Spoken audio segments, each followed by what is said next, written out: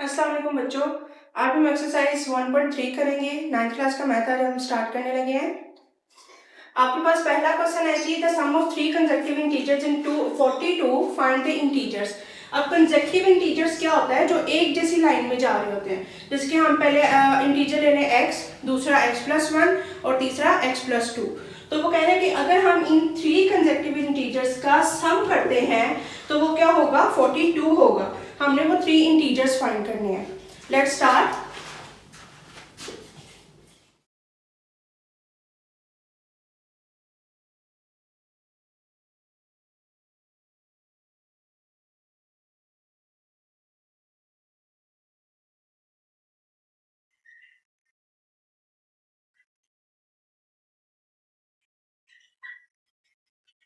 अच्छा जी, 3 consecutive integers हमारे पास कौन से आ गए हैं? x, x+1 and x+2। अब अकॉर्डिंग टू कंडीशन उसने कहा था इसका सम करना है। हम इसका सम कर रहे हैं।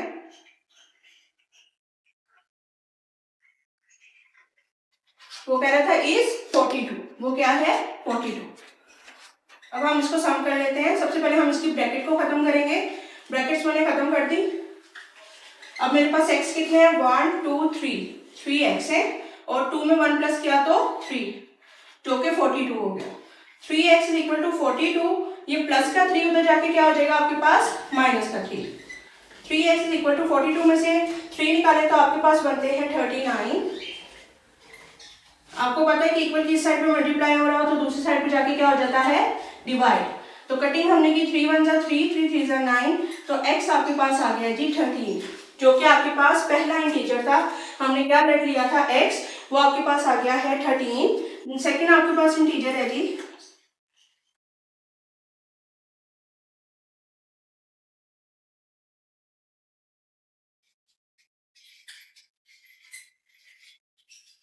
जो कि x+1 था। 13 + 1 विच इज इक्वल टू 14।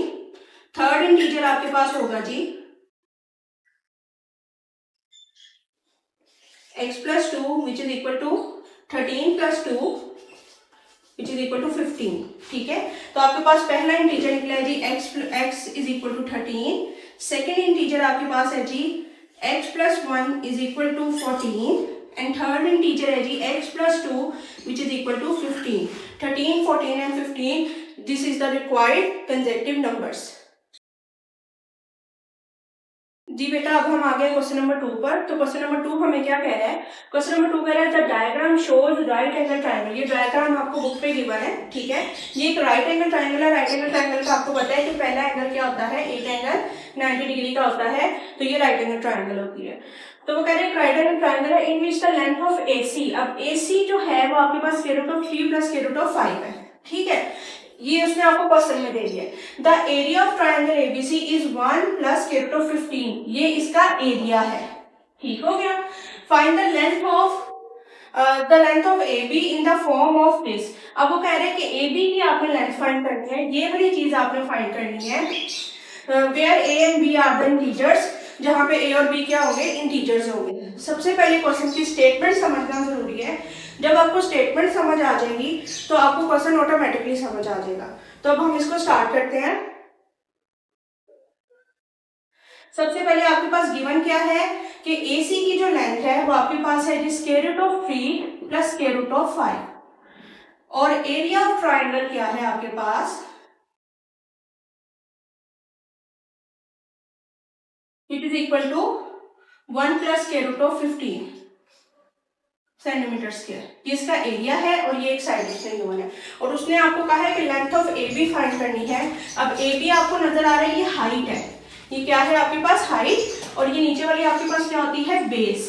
ठीक है, तो एरिया ऑफ ट्राइंगल का फॉर्मूला अगर आपको याद हो तो एरिया ऑफ ट्राइंगल का फॉर्मूला था जी which is equal to 1/2 base multiply by height. ये आपके पास इसका फॉर्मूला है। ठीक है, अब यहाँ पे हम वैल्यूज पुट कर देंगे। एरिया ऑफ ट्राइंगल आपके पास कितना था? 1 + √15 सेंटीमीटर का स्क्वायर 1/2 बेस आपके पास क्या है जी? √3 + √5 और जो हाइट है वो आपके पास गिवन नहीं है, जिसको हम कह सकते हैं कि आपके पास AB है। ठीक हो गया। ये आपके पास मैंने इसमें वैल्यूज पुट की हैं। जस्ट सबसे पहले मैंने इसका फॉर्मूला जो चीज़ मेरे पास गिवन थी वो लिखी है और फॉर्मूले के अंदर जो वैल्यूज मेरे पास गिवन थी मैंने उसको वैसे का वैसे लिख दिया है। अब आपने इसको सॉल्व करना है। जैसे कि आपको पता है ये ऊपर मल्टीप्लाई हो रहा है तो इधर आके क्या हो जाएगा, डिवाइड।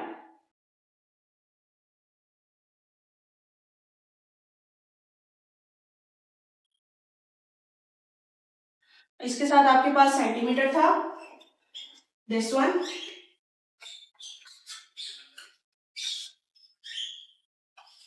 ये सेंटीमीटर इसके स्क्वायर से कैंसिल आउट, तो 1/2 आपके पास ए भी बच गया यहाँ। ये चीज मेरे पास यहाँ पे बच गई। ये मल्टीप्लाई हो रहा था, ये यहाँ जाके क्या हो गया, डिवाइड। तो कॉन्जुगेट जब हम इसका लेते हैं तो हम क्या करते हैं, इसकी नीचे वाली वैल्यू के साइन चेंज करके हम इसको मल्टीप्लाई और डिवाइड कर देते हैं।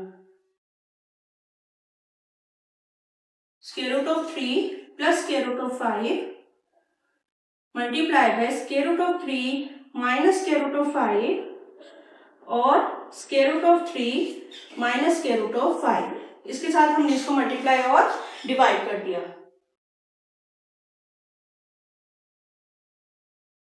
अब इसके हम इसको सॉल्व करेंगे।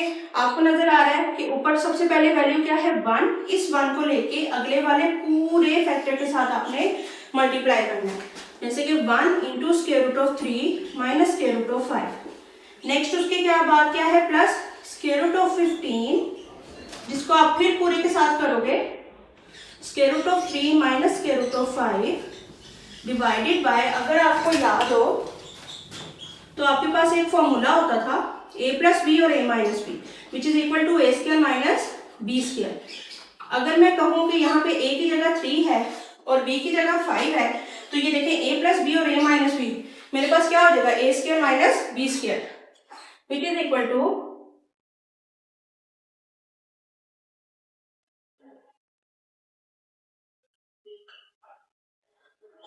और ये जब मैं इसको ऊपर वाले को सॉल्व करूंगी तो 1 को सारी बातें किसी भी चीज से मल्टीप्लाई करें तो वही आ जाती है। तो square root of 3 minus square root of 5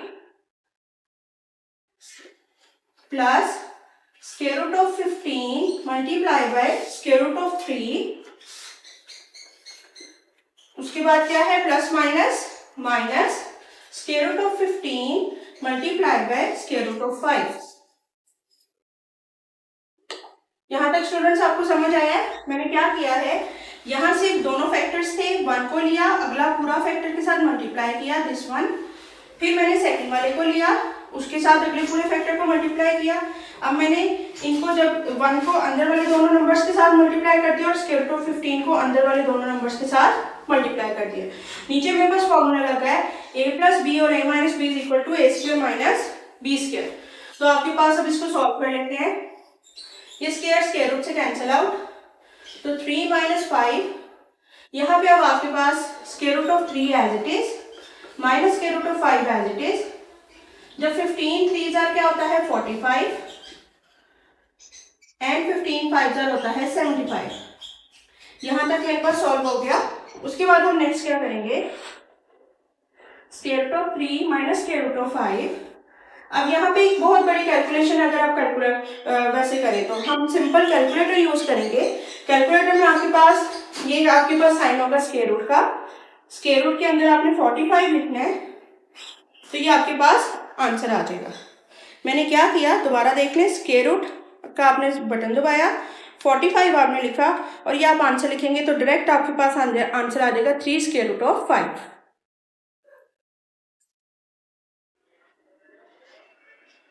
क्योंकि बोर्ड में आपके पास इतना टाइम नहीं होता कि आप उसकी लंबी कैलकुलेशन कर सकें। नेक्स्ट अगेन 75 है, स्क्वायर रूट एंड 75, तो ये मेरे पास वो आंसर दे रहा है 5 स्क्वायर रूट ऑफ 3। मैंने स्क्वायर रूट एंड 75 लिखा तो मेरे पास 5 स्क्वायर रूट ऑफ 3 इसका आंसर आ गया।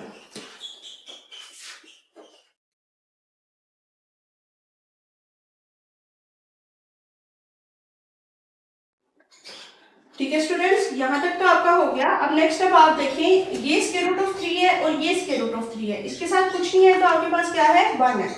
तो इन दोनों को हम सॉल्व करेंगे। अब आप देखें 1 और -5, -4 बचेंगे तो -4 और स्क्वायर रूट ऑफ 3 लिख दिया, क्योंकि स्क्वायर रूट ऑफ 3 को स्क्वायर रूट ऑफ 3 के साथ सॉल्व कर सकते हैं। नेक्स्ट आपके पास इधर कुछ नहीं है तो 1 है, 1 एंड 3, तो यहाँ पे आ जाएगा +2 स्क्वायर रूट ऑफ 5। क्योंकि -1 था, प्लस माइनस माइनस होता है, तो यहाँ पे 2 स्क्वायर रूट ऑफ 5 आ गया। नीचे मेरे पास -2 था। यहाँ तक आपको समझ आ गई। नेक्स्ट आपने क्या करना है, 2 आपने कॉमन ले लेना है। -2 मैंने कॉमन ले लिया, ठीक है, क्योंकि 4 भी आता है 2 के टेबल में और 2 भी आता है। माइनस था तो मैंने माइनस कॉमन ले लिया। यहाँ पे 2 की जारी बात है, 2 के टेबल पे 4 कहाँ पे आता है, 2 पे, तो 2 2 4 हो जाएगा, तो 2 स्क्वायर रूट ऑफ 3 बच गया। यहाँ से 2 बाहर चला गया, चूंकि माइनस का बाहर गया था। अब माइनस जब बाहर जाएगा तो अंदर वाला साइन चेंज हो जाता है, जो कि आपके पास हो जाएगा माइनस स्क्वायर रूट ऑफ 5 और नीचे मेरे पास -2 था। ठीक हो गया। अब ये -2 से कैंसिल आउट, तो जस्ट मेरे पास बच गया 2 square root of 3 minus square root of 5। अब मेरे पास इक्वल की इस साइड पे क्या था, ए बी 1/2 ए बी था, तो इसको यहां से रेस कर देती हूँ।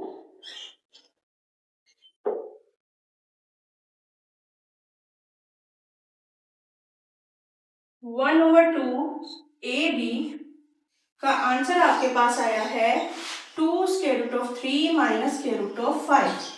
ये अभी मेरे पास इसका आंसर आया है, दिस वन। इस चीज को हमने सॉल्व किया है ना। अब हमें जस्ट ए बी का आंसर चाहिए, जो कि हाइट है। हाइट हमारे पास ए बी है, 2 इधर डिवाइड हो रहा है, उधर जाके क्या हो जाएगा, मल्टीप्लाई।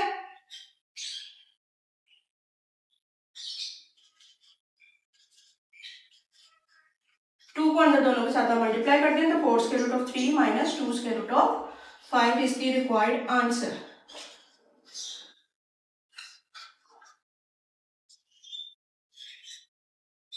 ठीक है स्टूडेंट्स, ये आपके पास पूरा का पूरा क्वेश्चन है। ये आपके पास रिक्वायर्ड आंसर आ गया, ए की फॉर्म में 4 और बी की फॉर्म में 2 -2।